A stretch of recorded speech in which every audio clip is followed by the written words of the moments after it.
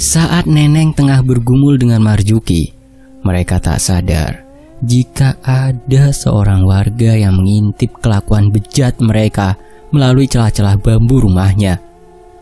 Sesaat air liur pemuda itu menetes, menyaksikan adegan panas yang tengah mereka lakukan. Krasak!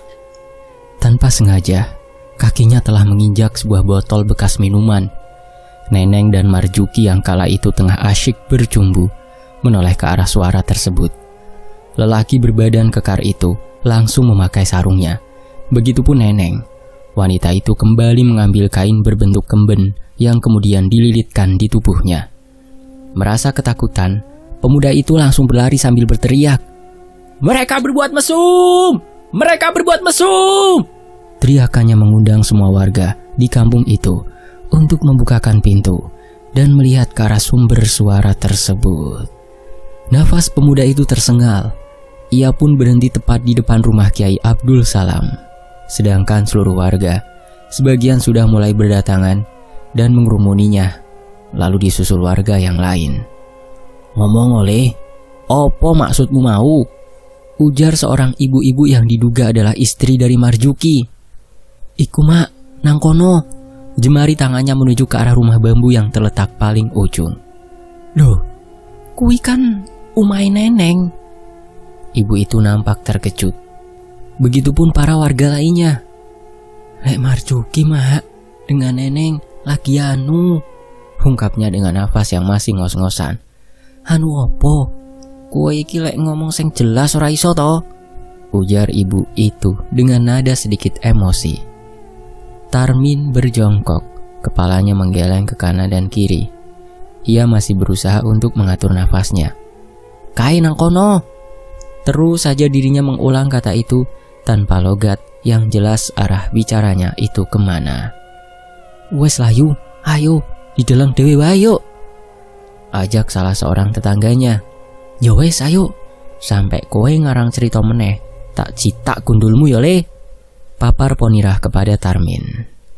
Dua orang tersebut beserta warga yang lain memutuskan untuk menggerebek sendiri rumah yang ada di ujung perkampungan itu. Sedangkan pemuda yang menyebarkan berita itu nampak tidak turut serta. Dirinya masih merasa deg-degan dengan apa yang dilihatnya tadi. Ia melangkah menuju emperan rumah Kiai Abdul Salam dan duduk di sana sambil menunggu apa yang terjadi selanjutnya. Krek-krek. Suara deretan pintu yang terbuat dari bambu itu setelah dibuka. "Piye Kang? Ono sopo nang jopo?" tanya Neneng yang masih berada di dalam rumah. Marjuki menggeleng, lalu menutup pintu itu kembali. "Ora enek sopo-sopo. Ayo kita lanjutkan lagi." Lelaki itu menggigit bibirnya sembari matanya menatap dua buah dada Neneng yang terlihat menyembul. "Sek to Kang, aku iki kuweden kok malah." Neneng menampik tangan Marjuki, dikala lelaki itu kembali menggerayangi tubuh semoknya. Neneng, ayo metu sek nduk." Dua orang itu kaget setelah mendengar teriakan wanita dari luar rumahnya. "Loh Kang, piye kondoku? Kuwi lak suarane bojomu Kang," ucap Neneng yang sudah terlihat khawatir jika ulahnya itu dipergoki warga sekitar. "Terus aku kudu piye iki?" Terlihat Marjuki mulai ketakutan. "Wes kono, umutano nang sentong, sembunyi dulu di kamar, biar aku yang menghadapi orang-orang di depan." Perempuan itu langsung mendorong tubuh Marjuki dan memintanya untuk bersembunyi dulu di dalam biliknya sampai situasi benar-benar sudah aman. Setelah itu, ia merapikan rambut dan kembennya terlebih dahulu sebelum membukakan pintu untuk menemui mereka. "Yo mbak, aku metu." Saat pintu rumah dibuka, ia kaget karena rumahnya itu sudah dikepung oleh banyak warga. Mereka nampak menatap sinis ke arahnya. Karena kala itu, Neneng hanya menggunakan selembar kain jarik untuk menyambut mereka. "Loh, barapo kamu iku? Habis ngapain kamu?" tanya Ponirah sambil berkacak pinggang. Ia semakin curiga dengan penampilan tak senonoh Neneng malam itu. Padahal cuaca malam itu menunjukkan hawa di kampung mereka cukup dingin. Anu mbak, aku bar siram. Aku habis mandi, sahut Neneng yang mencari alasan.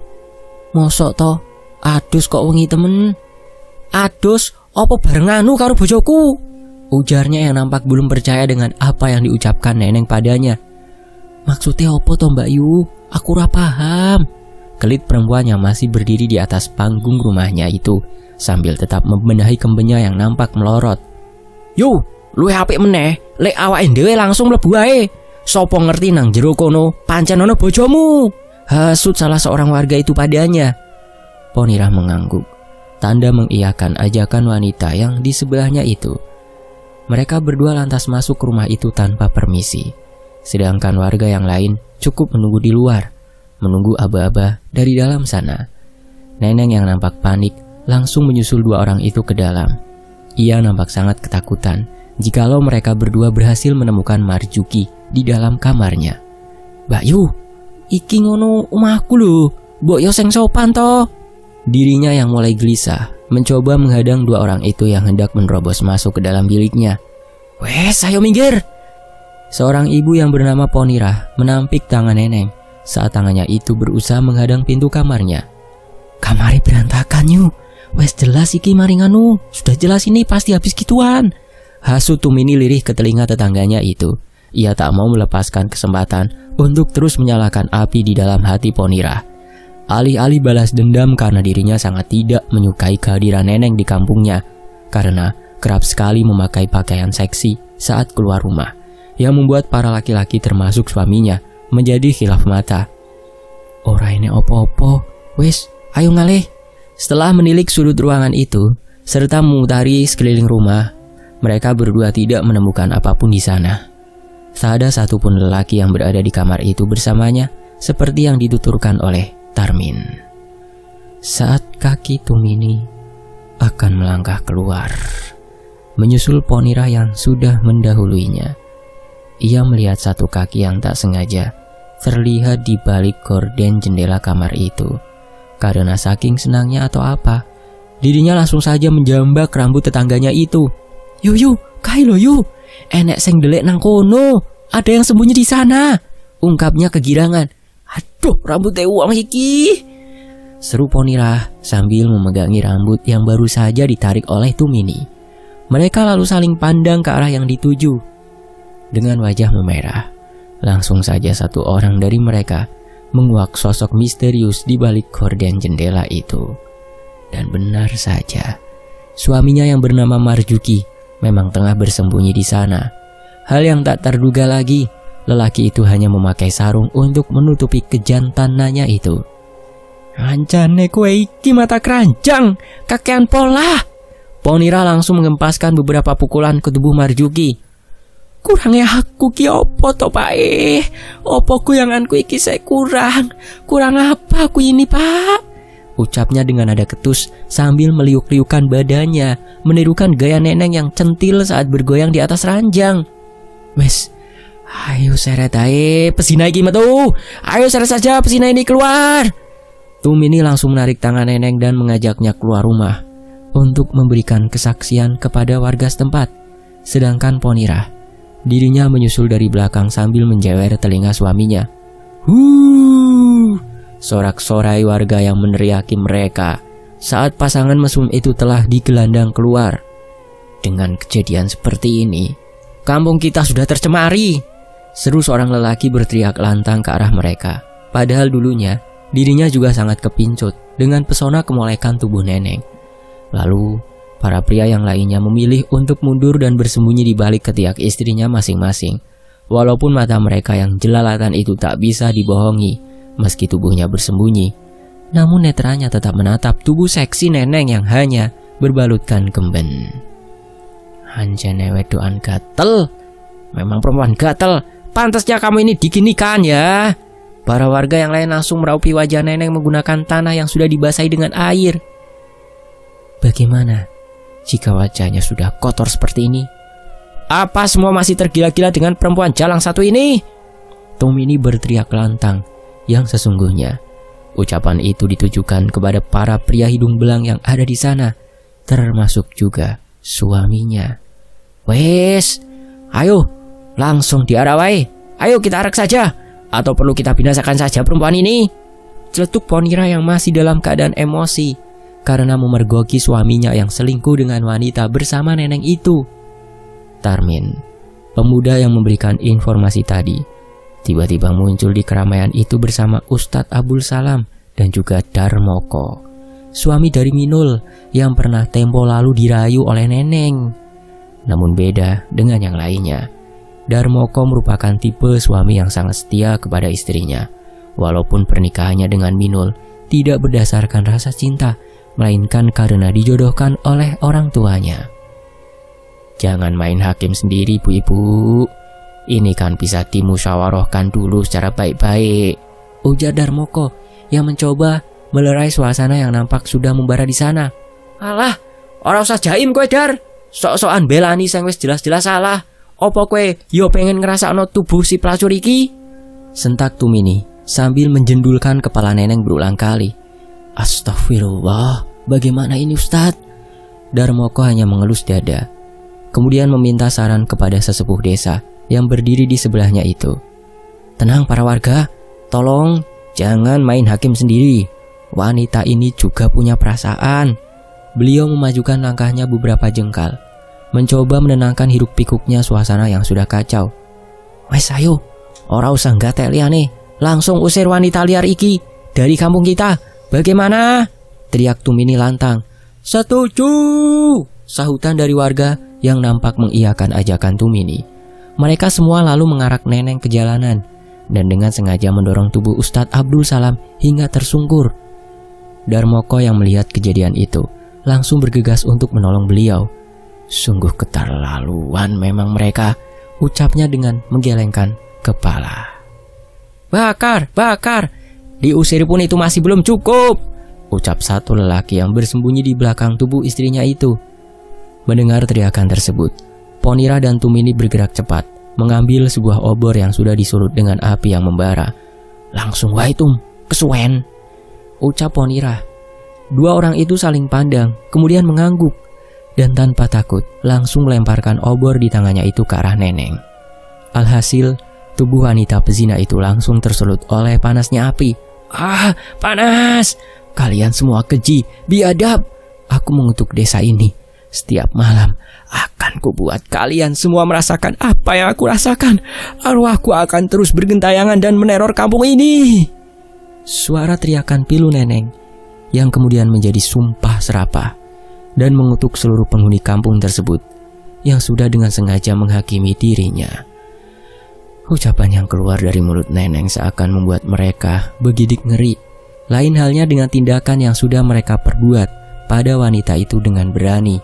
Kini nyali mereka seakan menciut. Namun semua itu telah terlambat. Mereka hanya bisa menyesali apa yang sudah terjadi di depan matanya. Setelah itu, para warga membubarkan diri masing-masing dan meninggalkan tubuh itu yang sudah dilahap oleh si jago merah.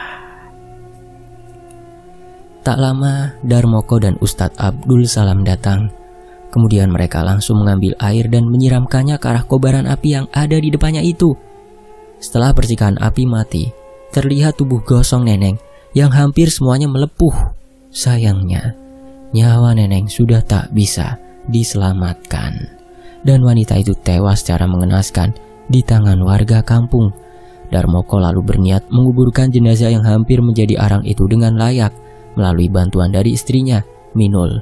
Entah bagaimana nantinya proses pemulasarannya, yang penting jasad neneng bisa langsung dikebumikan. Kematian neneng yang tak wajar menyebabkan kampung itu seolah menjadi kampung kutukan. Berkali-kali rumah mereka diteror oleh sesosok pocong berwajah menyeramkan yang selalu menggedor-gedor pintu rumah mereka. Sementara itu, seolah tiada yang sudi lagi membantu Darmoko untuk memakamkan jasad neneng dengan layak, lelaki yang mempunyai postur tubuh ideal itu harus turun tangan sendiri menyelesaikan segala proses penyemayaman. Dengan satu lembar jarik sebagai bahan penutup, Minul istri dari Darmoko berupaya untuk mengkafaninya setelah selesai memandikan jenazah neneng. Saat memulai proses itu, banyak sekali terjadi hal janggal yang selalu saja menghalanginya. Seakan-akan alam juga turut ikut andil menolak tubuh gosong melepuh yang sudah menjadi mayat itu untuk dikebumikan. Angin malam itu mendadak kencang, kemudian disusul rintikan air hujan yang kian lama malah menjadi deras. Di atas langit sana, nampak gemuruh petir saling bersautan memekik pekatnya malam. Burung dan hewan yang semula bertengger di pohon mendadak berterbangan mencari tempat yang teduh. Kain kafan yang membalut tubuh Neneng menjadi basah kuyup. Tak mungkin pula jika mereka mengulangi proses itu dari awal dan menyiapkan satu selembaran kain bersih lagi sebagai ganti. Waktu mereka akan terbuang sia-sia. Sedangkan jenazah itu nampak sudah menghipnotis mereka untuk segera menguburkannya ke liang lahat. Bagaimana ini Ustadz? Cuaca tiba-tiba tidak mendukung begini. Dilanjut atau...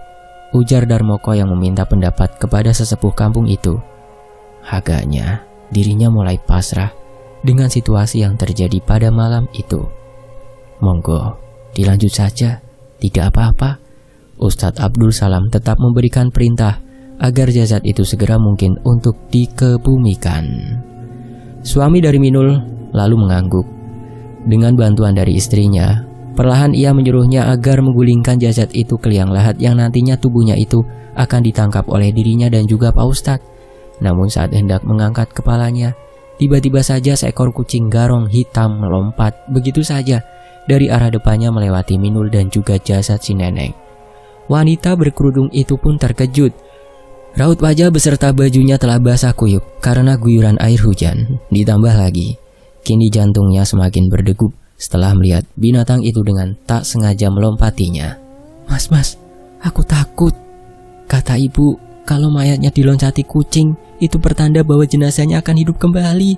Atau bisa jadi arwahnya akan bergentayangan untuk menuntut balas. Papar Minul. Bulu kuduknya semakin meremang setelah mengucapkan kata itu. Sampean iki, Dek, ngomong apa? Itu cuman mitos. Semua sudah kehendak yang di atas. Sudah ayo, bantulah aku, tutur Darmoko setelah menjelaskan semuanya kepada istrinya. Betul apa kata suamimu? Lagi pula tidak ada jasad yang bisa hidup kembali, ucap Ustadz Abdul Salam menimpali percakapan di antara mereka. Lewat dini hari, di bawah genangan air hujan yang masih turun membasahi tanah, Ustadz Abdul Salam, Darmoko, beserta istrinya tetap meneruskan niatnya untuk segera memakamkan jasad Neneng dengan layak. Semoga setelah proses kremasi ini, arwah Neneng bisa tenang di alam sana dan firasat buruk yang dirasakan Minul semoga tidak menjadi kenyataan. Hasil akhir tinggal menutup tubuh jenazah menggunakan beberapa papan kayu dan juga batu. Tak lupa Darmoko membuka ikatan tali kain kafan yang ada di leher si mayat. Setelah semua proses selesai, mereka berdua langsung naik ke atas dengan dibantu oleh Minul. Kemudian disusul Darmoko yang mengulurkan tangannya kepada Ustadz Abdul Salam untuk mengangkat tubuhnya keluar dari liang lahat itu. Mereka lalu kembali berlanjut, mengambil 2 buah pacul untuk menguruk tubuh jenazah dengan gundukan tanah yang masih basah, yang nantinya akan diratakan pada makam tersebut. Darmoko kemudian mengambil sebongkah batu besar untuk menandai bahwa gundukan tanah itu merupakan makam si Neneng. Karena terbatasnya tenaga dan tak ada warga lainnya yang mau membantu, juga tanpa persiapan apapun, terpaksalah sebagai pengganti papan nisan, mereka memutuskan menggantinya dengan meletakkan batu besar di ujung makam tersebut. Wes mas, ayo balik. Besok saat kita ke pasar, kita mampir membeli bunga untuk taburan makam almarhumah. Tidak afdol jika sebuah makam dibiarkan polosan begini saja, celetuk Minul kepada suaminya. Darmoko mengangguk. Setelah Ustadz Abdul Salam selesai membacakan doa, mereka bertiga kemudian memutuskan untuk kembali pulang ke rumahnya masing-masing. Matur sembah nuwun Pak Ustadz, sudah bersedia membantu saya untuk memakamkan jenazah almarhumah dengan layak, ucap Darmoko sembari sungkem menjabat dan mencium tangan beliau. Tidak apa-apa, namun sayangnya harusnya semua ini tidak terjadi. Jika di kota yang lebih besar, maka kasus seperti ini akan ditindaklanjuti. Tapi ya, mau bagaimana lagi? Yang namanya orang kampung kalau sudah ngamuk, demit orang dulit, setan ya ora doyan. Bukan begitu mas, ujar sesepuh kampung tersebut sambil sesekali menyelipkan satu candaan di dalam kata-katanya itu. Darmoko beserta istrinya pun turut tertawa mendengar ucapan dari beliau. Saat sudah berada di depan rumah Pak Ustadz, pasangan suami istri itu pun kembali untuk berpamitan, karena mereka masih harus melewati rumah-rumah warga yang lain dan harus melewati area persawahan agar bisa segera sampai ke rumahnya sendiri. Memang, rumah itu merupakan peninggalan dari almarhum mertua Darmoko untuk istrinya, Minul, yang nantinya setelah putrinya itu menikah, maka rumah tersebut akan berbalik nama menjadi rumah mereka.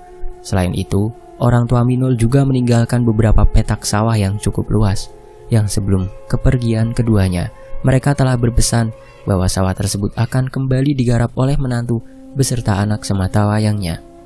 Namun Darmoko bukan termasuk tipe suami yang suka mengandalkan warisan dari keluarganya ataupun keluarga dari istrinya itu.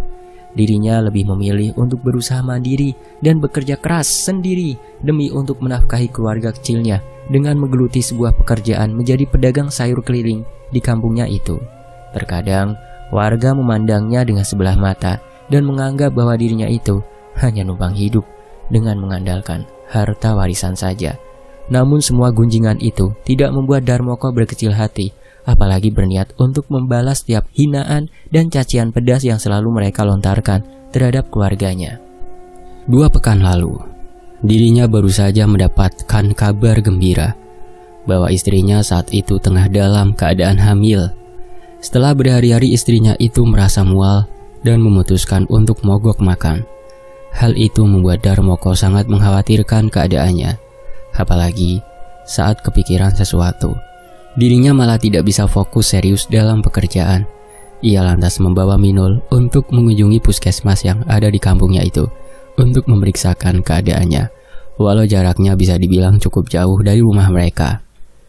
Dan pada hari itu juga, bidan yang bertugas mengatakan bahwa istrinya saat itu memang tengah dalam keadaan hamil muda dan usia kandungannya sudah memasuki bulan kedua. Rasa bahagia terpancar dari raut wajah Darmoko kala itu. Dirinya tak menyangka bahwa sebentar lagi akan ada malaikat kecil yang nantinya akan memanggil dirinya dengan sebutan ayah. Namun, pada saat itu, setelah menguburkan jasad neneng, Darmoko terlihat nampak gelisah. Dirinya masih berdiri dan melamun di ambang pintu rumahnya, sedangkan istrinya, Minul, memutuskan pergi ke dalam bilik untuk mengistirahatkan tubuhnya. Di sisi lain, bisa-bisanya semua warga tertidur nyenyak setelah apa yang telah mereka perbuat terhadap almarhumah neneng. Beda dengannya, walaupun dirinya sudah berusaha memakamkan jasad itu dengan layak, namun masih ada satu hal yang mengganggu pikirannya kala itu. Dirinya masih teringat akan ucapan Minul saat di pemakaman tadi, mengenai mitos mayat yang tiba-tiba diloncati seekor kucing. Meski dirinya telah meyakinkan istrinya bahwa semua itu hanyalah tahayul belaka, namun tak bisa dipungkiri, hati Darmoko masih nampak begitu gelisah. Semua ini menyangkut tentang kehamilan sang istri, bahwa pantang bagi wanita hamil untuk berada di sekeliling area pemakaman. Apalagi saat itu, istrinya juga turut membantunya untuk menguburkan jenazah neneng. Tapi semua itu ada alasannya mengapa ia melibatkan istrinya dalam hal itu. Karena jika dirinya meminta tolong kepada warga yang lain, belum tentu juga mereka akan setuju untuk membantunya. Mata hati mereka seakan telah tertutup oleh kebencian mendalam kepada almarhumah neneng sewaktu wanita itu masih hidup. Semua perbuatan meresahkan yang wanita itu lakukan seakan masih terbayang di pelupuk mata mereka. Ingatan-ingatan akan suaminya yang suka digoda untuk tidur dengannya seolah membuat mereka murka dan melampiaskan semua dendam amarah itu dengan membakar tubuhnya secara hidup-hidup. Hal itulah yang sedari tadi mengganggu pikiran dan juga hati Darmoko. Dirinya takut jika arwah neneng bergentayangan untuk menuntut balas kepada para penduduk kampung. Juga kekhawatirannya akan istrinya, Minul, yang saat ini tengah dalam keadaan hamil muda. Semoga saja firasat yang dirasakan istrinya itu tidak menjadi kenyataan, yang nantinya akan benar-benar mengutuk kampung itu dan mendatangkan sebuah malapetaka besar bagi dirinya dan juga penduduk setempat. Di sisi lain, Tumini berteriak sekeras mungkin hingga tak sadar bahwa dirinya keluar dari kamar mandi dengan keadaan telanjang bulat. Parno mendengar teriakan istrinya. Ia pun bangkit dan menemui istrinya yang tengah dilanda ketakutan. Namun, ada keanehan di sana. Semakin Tumini mendekat ke arahnya, semakin kabur pula pandangannya dikala melihat wajah sang istri. Sekejap, wajahnya itu berubah menjadi wanita yang sangat cantik, dengan tubuh ideal yang sangat montok, juga tinggi yang semampai, dan rambut panjang sepinggang yang tergerai lurus. Lalu dengan sekejap pula tipu daya itu berubah menjadi seorang wanita yang sudah renta dan peot. Ia pun mengucek-ngucek matanya berulang, memastikan bahwa saat itu dirinya tidak dilanda kantuk lagi. Setelah wanita itu berjarak 2 meter darinya, alangkah terkejutnya Parno. Ternyata yang dilihatnya tadi bukanlah mimpi belaka. Semua itu adalah fakta. Wanita berbadan mulus nan molek itu tengah berada tepat di hadapannya, tanpa memakai sehelai benang pun yang menutupi tubuhnya. Kemaluannya langsung saja tegak, dan wajah yang ditatapnya saat ini adalah wajah yang selalu ia rindukan. Sudah lama ia menantikan hal ini. Hal yang selalu ia idam-idamkan, yaitu bersetubuh dengan wanita yang sangat dipujanya di kampungnya itu. Entah setan apa yang merasukinya kala itu, sampai dirinya tak sadar bahwa orang yang dibicarakannya itu telah tewas karena amukan warga setempat. Ya, Parno berpikir, wanita yang ada di depannya itu bukanlah istrinya Tumini, melainkan adalah Neneng, si wanita penggoda yang selalu haus akan belayan lelaki hidung belang. Sontak saja, tanpa sadar, ia segera menarik tubuh itu ke dalam pelukannya, menciumi bau harum rambutnya, mengendus aroma wangi tubuhnya, kemudian menggeletakkan perlahan tubuh itu di lantai teras rumahnya, seakan telah terhipnotis oleh sesuatu, entah apa itu. Parno tak takut jika perbuatan tak senonohnya itu malah menjadi tontonan warga. Apalagi teriakan Tumini tadi sangatlah keras. Tak tahu apa yang ada di pikirannya kala itu, dan sepertinya saat ini ada suatu hal yang telah menutupi penglihatannya. Yang jelas-jelas wanita yang akan diajaknya bergumul kala itu adalah istrinya sendiri, bukanlah wanita pezina yang dipikirkannya kala itu. Parno melirik ke kanan dan kirinya untuk memastikan keadaan aman terkendali, kemudian menutup daun pintu teras tersebut agar perbuatannya itu tak dilihat oleh anak-anaknya. Setelah itu ia celingukan ke arah depan jalan setapak yang biasanya dilalui orang-orang saat pulang ke surau. Masih sepi dan hening. Mereka masih belum melewati jalanan itu. Ia pun langsung membuka sarung beserta bajunya. Kini kedua pasangan itu sama-sama dalam keadaan telanjang. Tumini tak tahu apa yang terjadi dengan suaminya kala itu. Ia sampai mundur beberapa jengkal untuk menghindarinya. Bukan maksud menolak ajakannya. Namun anehnya, mengapa hubungan intim itu harus mereka lakukan secara belak-belakan begini? Apalagi langsung di depan teras rumahnya. Seharusnya suaminya itu bisa menahan nafsunya dan mengajaknya untuk masuk ke dalam terlebih dahulu. Dirinya lalu tersadar dan melihat keadaan tubuhnya saat itu. Mungkin inilah yang membuat hasrat suaminya memuncak. Keadaan tubuhnya yang bugil telah memancingnya untuk segera menyetubuhinya. Ia agak sedikit merasa aneh, karena selama berbulan-bulan suaminya itu tak pernah menyentuhnya. Bahkan untuk tidur saja, Parno pun lebih memilih rebahan di bawah, karena ranjangnya itu hanya cukup untuk istri dan juga kedua anak-anaknya saja. Walaupun begitu, sikap Parno memang tak seperti biasanya. Jangankan mengajak bersetubuh, mencium keningnya pun Parno tak pernah lagi. Sementara itu, lelaki itu dengan buas menarik tubuh itu ke pelukannya, menciuminya dengan buas dan mendorongnya tepat di atas lantai yang terbuat dari semen. Dirinya segera menungganginya layaknya seekor kuda, dan dengan nafas memburu, segera ia melancarkan aksinya itu secepat mungkin. Beberapa kali Tumini mencoba untuk melepaskan cengkraman tangan Parno yang saat itu menggenggam erat kedua pergelangan tangannya. Namun apalah dayanya, kekuatan lelaki yang berhadapan dengannya saat ini jauh lebih kuat dibanding dirinya. Walaupun dirinya telah mencoba mengerahkan seluruh tenaganya, tetap saja energinya itu tak sebanding dengan pria yang bergumul dengannya saat ini. Ia hanya takut jika perbuatannya itu dilihat oleh orang-orang sekitar. Srak, srak. Derap langkah kaki terdengar dekat. Semakin dekat saat ada beberapa orang lelaki melewati jalanan setapak yang ada di depan rumahnya kala itu. Daun telinga Tumini mendengar dengan jelas ada beberapa orang yang tengah berbincang-bincang sembari terus melangkahkan kakinya. Matanya mencoba mengintip dari celah dedaunan pohon yang tertanam di area rumahnya. Ternyata benar, orang-orang itu baru saja kembali dari sembahyang subuh. Ia pun sekuat tenaga mendorong tubuh suaminya agar menyudahi kesibukannya saat itu. Namun tetap saja, Parno malah semakin liar dan terus melanjutkan perbuatan gilanya itu, walaupun itu dilakukan di depan teras rumahnya. Mata Parno meremelek merasakan kenikmatan surga dunia. Saat pandangannya tertuju ke arah depan, ia pun langsung melotot, karena netranya menangkap sesosok pocong dengan muka gosong sudah berdiri tepat di hadapannya. Bola mata yang merah seakan menatap marah ke arah mereka berdua. Pocong! Teriakannya terdengar begitu lantang. Tumini lantas mendongakkan kepalanya. Wanita itu pun langsung terkejut karena pocong yang dilihatnya di kamar mandinya tadi tiba-tiba sudah berdiri di sana. Parno berniat untuk menyudahi aksinya karena kehadiran makhluk yang tak diundang itu. Dilihatnya kembali wanita yang tengah ditidurinya kala itu. Dirinya lalu dibuat kaget kembali setelah mengetahui ternyata yang diajaknya bersetubuh bukanlah Neneng, melainkan istrinya sendiri. Loh, Tum, ucapnya setengah kebingungan. Lalu, opo? Sampean kok gak izin toh?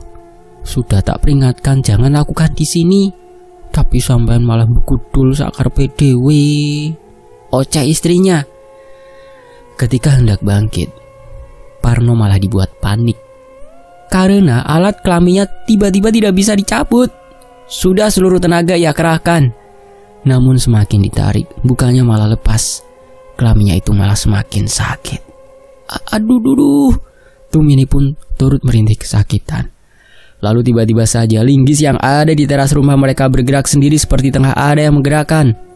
Linggis itu biasa Parno gunakan untuk menduduk tanah saat menanam tanaman baru, yang kemudian diletakkannya di depan teras kembali untuk melanjutkan aktivitasnya lagi di hari esok. Dan trak!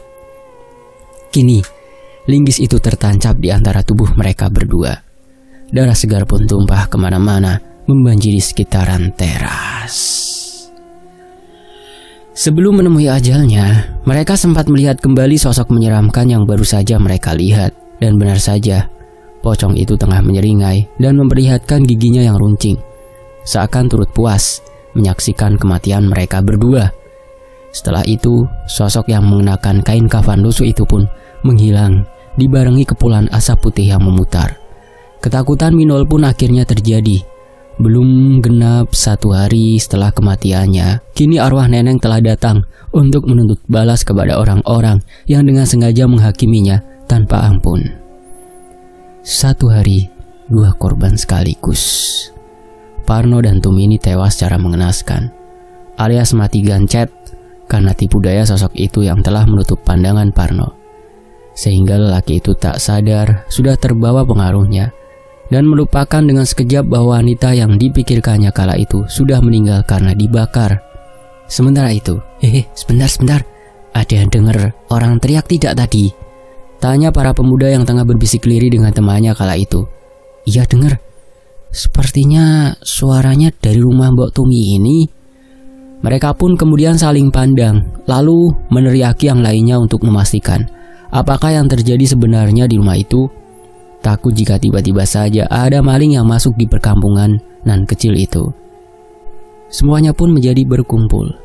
Kini mereka melangkah maju ke arah rumah yang berada 2 meter dari tempat mereka berdiri. Astagfirullah! Kompak mereka semua mengucapkan kalimat itu setelah menemui Parno dan Tumini yang tewas secara mengenaskan dalam keadaan telanjang dengan batang linggis besi yang masih menancap di badan mereka.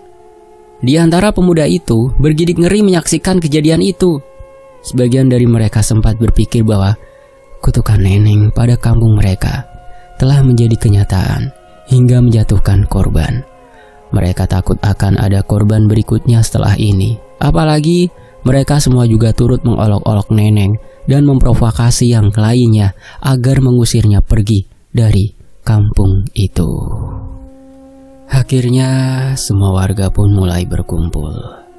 Bahkan Darmoko yang tadinya mengurungkan niatnya yang tak mau berangkat ke pasar, kini melangkahkan kakinya untuk menata dagangannya kembali. Namun langkahnya terhenti ketika ada beberapa warga yang berlarian selepas sholat subuh. Lelaki berbadan tegap itu pun buru-buru keluar dari rumahnya, menengok gerangan apakah yang terjadi di luaran sana. Disusul Minul yang kemudian keluar dengan menggunakan kerpus penutup kepalanya seperti biasa. "Kang, Spurone, ada apa toh? Kok sampai berlarian begitu?" ujarnya penuh rasa penasaran kepada Marjuki, suami dari Ponira. Yang ditanya pun berhenti sejenak, lalu mengambil posisi duduk di lesehan teras rumah yang masih terbuat dari plester itu. Anu Dar, Tumini lan, Tumini, terlihat dirinya yang masih ngos-ngosan dan berusaha mengatur irama jantungnya. "Dek, Mas minta tolong, ambilkan segelas air untuk Kang Marjuki yo," pintanya terhadap istrinya. Minul mengangguk pelan, kemudian melangkahkan kakinya menuju dapur. "Monggo Kang, diunjuk rumiyin." Wanita itu menyodorkan segelas air putih kepada Marjuki.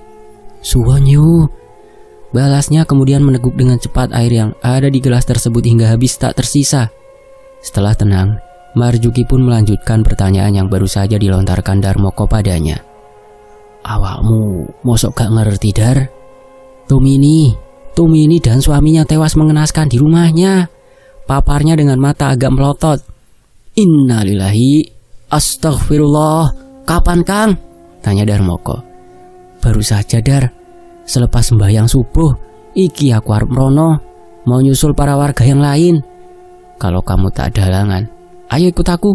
Sekalian juga toh kamu melayat ke sana," hajaknya yang menyarankan agar Darmoko mengurungkan niatnya saja ke pasar. "Masa iya? Ada tetangga meninggal, kamu tetap mau pergi ke pasar? Apa kata warga yang lain nanti?" ucapnya kembali. Darmoko menghela nafas panjang. Aku ndak begitu Kang. Yowes ayo.